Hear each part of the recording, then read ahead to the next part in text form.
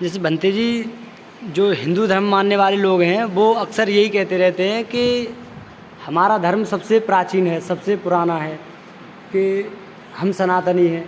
और इधर बौद्ध धर्म में पंक्ति हमेशा देखने को मिलती है कि एत धम्मो सनातना करके पंक्ति है। तो इसका सही रीज़न क्या है कि भगवान बुद्ध ने कहा था कि हिंदू धर्म में किसने कहा था? जो भगवान बुद्ध ने ही कहा है, ईश धम्मा सनातनो, हाँ। शुद्ध शब्द है।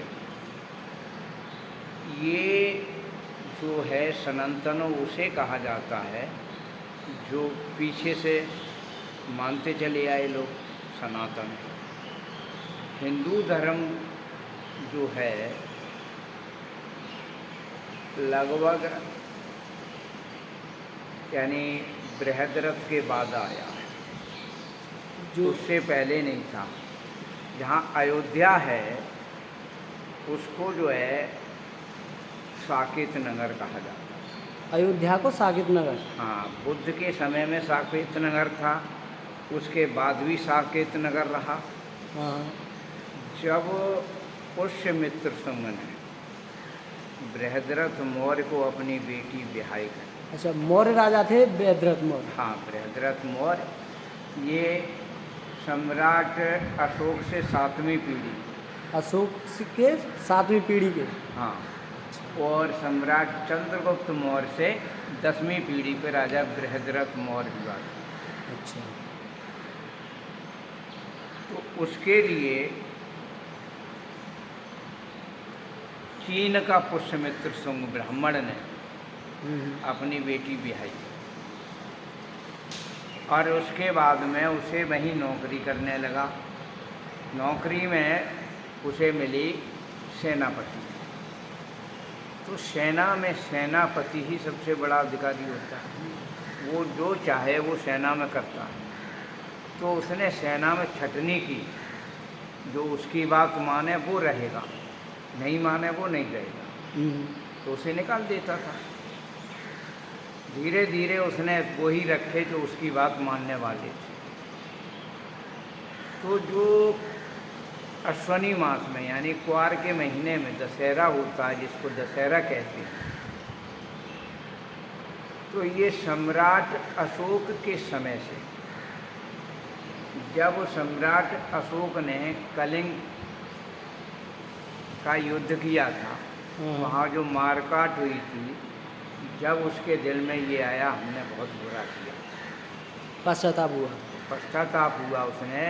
और उसने फिर जो है उसी दिन एक बौद्ध भिक्षु के मिल गया, तो बौद्ध भिक्षु के प्रवचन से बड़ा संतुष्ट हुआ और तभी उसने बौद्ध धर्म स्वीकार करके उसने कहा था कि आज से मैं युद्ध नहीं करूँगा, धर्म युद्ध करूँगा, यानी धम्म युद्ध। तो क्वार के दशहरा जो होता है तो वो मनाने लगे थे धम्म दशहरा के नाम, धम्म विजय दशमी। धम्म विजय दशमी? हाँ, शब्द जो है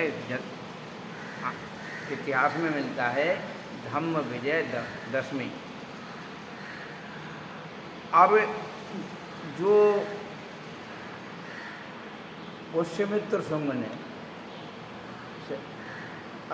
उसी समय से ये पर्व मनता चला आया और राजा बृहद्रथ भी मनाता। तो जब वो तिथि आई तो उस दशमी के दिन जब राजा निकला, शाम को निकलते थे राजा इसलिए कि हमारे नगर में कोई ऐसा व्यक्ति तो न रह गया जिसने त्यौहार न मना सका हो पैसे की कमी से। तो बृहद्रथ मौर्य जब घूमने के लिए निकला, चिंता करने लेने के लिए, तो उस समय यानी जो फौज होती थी वो भी उनकी भी छुट्टी होती थी। केवल उसके साथ 5 या 4 सिपाही होते थे, साथ में सिर्फ राजा थे। उसमें बृहद्रथ मौर्य भी था, क्योंकि वो मंत्री था। हाँ सेनापति। सेनापति क्या नाम वो पुष्यमित्र शुंग मौर्य वो शुंग था। हाँ तो बृहद्रथ मौर्य जब निकला भ्रमण करते हुए, जब उसने देखा ऐसी जगह है, वहाँ उसने जो है तलवार से अपने जमाई का सिर काट दिया। अच्छा। सिर काट दिया। अब वो साथ वाले वो तो उसके ही हैं, जो सैनिक हैं। हाँ वो तो पुष्यमित्र के ही हैं, तो वो कुछ कहेंगे नहीं।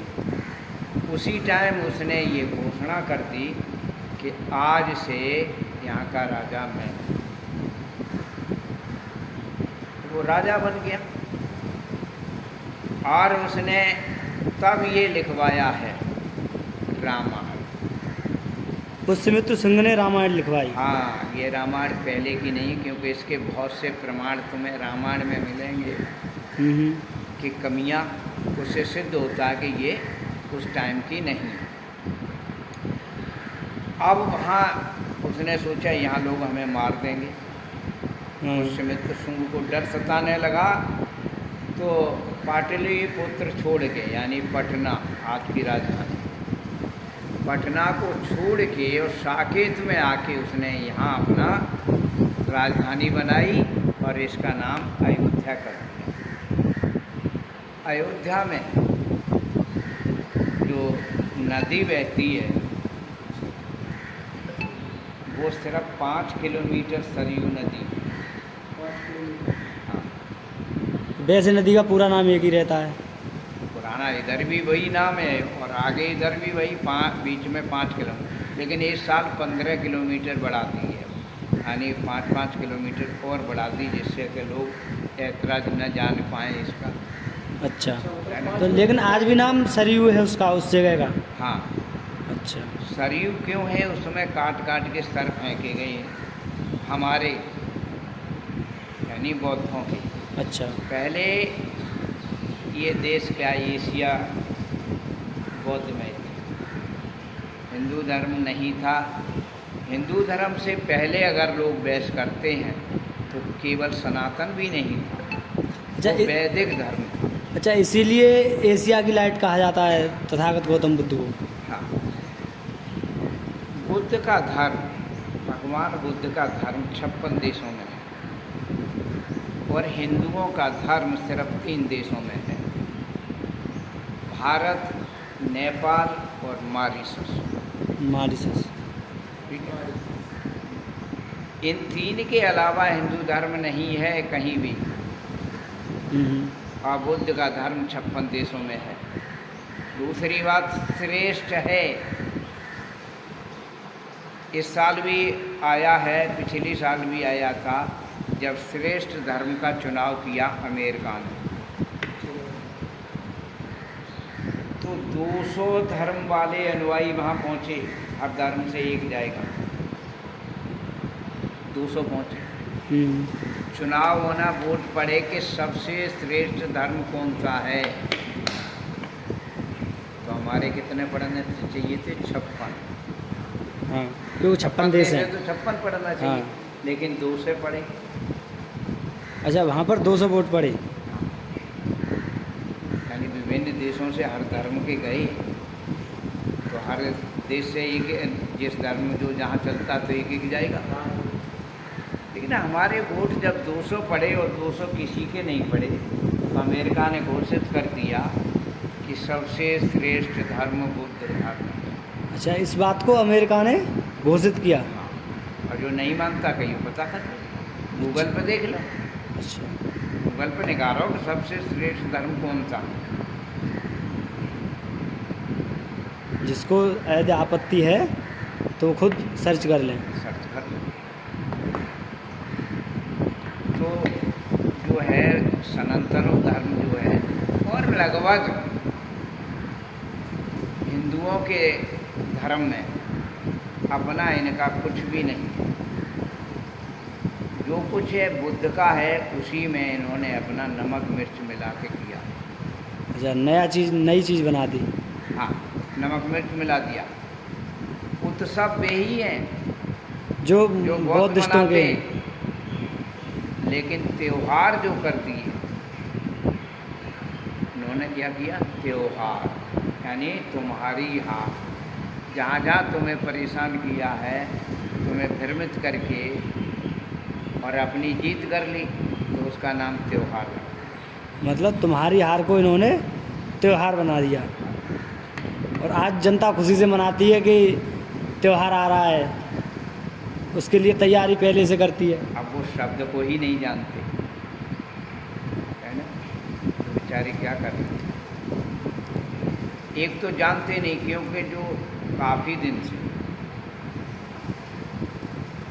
हिंदू धर्म तलवार की नोक पे आया है, जब ये साकेत में आ गया तो इसने ऐलान कर दिया कि एक बौद्ध को मारने के 100 असरफियाँ, 100 असरफियाँ दी जाए। तो नए छत्री बने, नए छत्री बन गए मारने के लिए। तो वो मारने लगे, बौद्ध धड़ाधड़ काटे जाने लगे।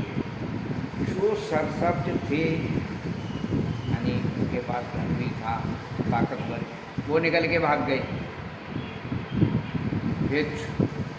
भिक्खू भिक्खू भाग गए, दूर दूर चले गए, और जो दूर नहीं जा पाए तो वो नज़दीक के देशों में चले गए। और जो उपासक थे वो भी भागने लगे, वो भी भाग के बाहर गए। मतलब जितने बौद्ध धर्म के अनुयायी थे, हाँ, वो सब इधर उधर भागने लगे। सब रह तो गए, यहाँ कौन रह गए, कमज़ोर वाले जो बेचारे क्या करते, उनके पास है ही नहीं कुछ जो जा सकें, तो उनकी गर्दन पे जब तलवार रख दी कि बोलो कौन सा धर्म मानोगे। इस नए वाले धर्म को, हिंदू धर्म को मानोगे या बौद्ध धर्म को। बुद्ध को मारे जाओगे तो मारे जाओगे, मानोगे हिंदू धर्म मानोगे तो तुम्हें बख्श दिया जाए। तो लोगों ने मजबूरी में मान लिया, लेकिन ऊपर से मानते थे, अंदर से नहीं, है ना। अंदर से वो जो है बुद्ध को मानते थे। अब उन्हें संस्कार करने वाले जब नहीं मिले, ब्याह शादी किससे करा, तो ब्राह्मण मजबूरी में बुलाना पड़ता है। नामकरण किससे कराएं, जब नहीं कोई है तो बनते तो रहे नहीं। और बौद्धाचार भी नहीं थे तब, बौद्धाचार तो बाद में बनाए हैं। इसलिए मजबूरी में उन्हें बुलाना पड़ा, और उन्होंने अपना सब थोप दिया। ये थोपा हुआ है, हिंदू धर्म थोपा हुआ है भारतीयों पर।